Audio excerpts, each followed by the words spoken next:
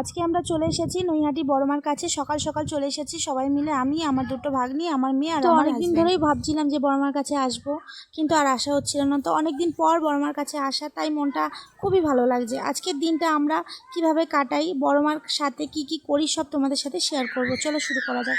প্রথমত দেখছো তার মায়ের মন্দিরের সামনে চলে গেলাম ফুলমালার দোকানে। তো ওখান থেকে চলে গেলাম ফুলমালার দোকানে ফুল কিনতে। আমরা ভেবেছিলাম যে এত সকাল সকাল যাবো, চাই ভোরবেলা যাবো, তো লাইন অতটা হবে না। তো দেখছি যে ভালোই লাইন লেগে গেছে। আমরা ফুলের দোকানে চলে গেলাম। ফুলের দোকানে গিয়ে তো আমাদের ডালা সাজিয়ে দিল, যা যা মায়ের পছন্দের জিনিস সব সাজিয়ে দিল। ওখান থেকে ফুলের ডালা সাজিয়ে আমরা চলে গেলাম মায়ের কাছে। আর প্রথমত এখানে জুতো খুলে তারপরে গেছি মায়ের ওখানে। আমরা এখানে সব জুতো রেখে চলে গেলাম ওখানে। আমরা পুরো ঝটপট চলে গেলাম ওখানে লাইন লাগাতে। আমরা ওখানে লাইন লাগিয়ে দিয়েছি। মন্দিরের গেট তো পুরো দেরি করেই খোলে, খুলতে 7টা বেজে যাবে, ততক্ষণে আমরা লাইন লাগিয়ে দিয়েছি। তো প্রচুর লাইন লেগে গেছে, দেখতে দেখতে প্রচুর লম্বা লাইন। তো আমরা এখানে টিপ পরে নিচ্ছি, আমি, আমার মেয়ে, আমার 2 ভাগ্নি, আমরা টিপ পরে নিচ্ছি।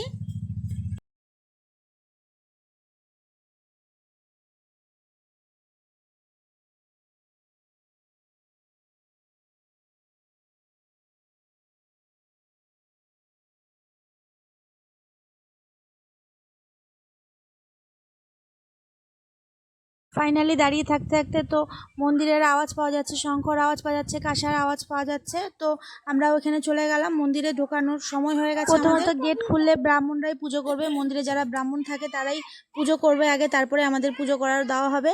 তো বন্ধুরা দেখো কত লম্বা লাইন লেগে গেছে, পুরো একদম গঙ্গাজি অবধি লাইন লেগে গেছে। তো দেখো বন্ধুরা, এই যে আমাদের বড় মা, এখানে বড় বড় পোস্টার টাঙানো হয়েছে। বড় মার কাছে একটা জিনিসই চাইবো যে হে বড় মা, আমাদের যাতে সবাইকে ভালো রাখে, সবাইকে সুস্থ রাখে, আর সবার মনের আশা যাতে পূর্ণ করে। ভগবান যাতে আমারও মনের আশা পূরণ করে, এটাই মার কাছ থেকে চাইবো। জয় বড় মা, জয় জয় বড় মা।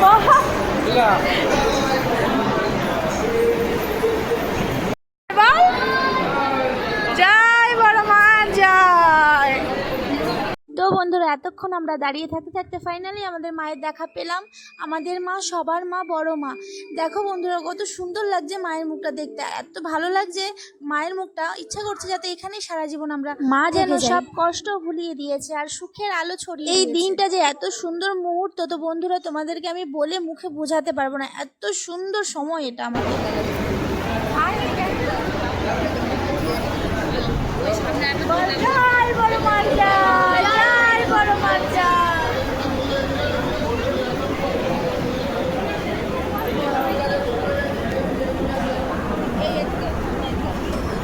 তারপরে আমিও চলে গেলাম ডালা দিতে। ডালা দিয়ে দিলাম ব্রাহ্মণ মশাইকে।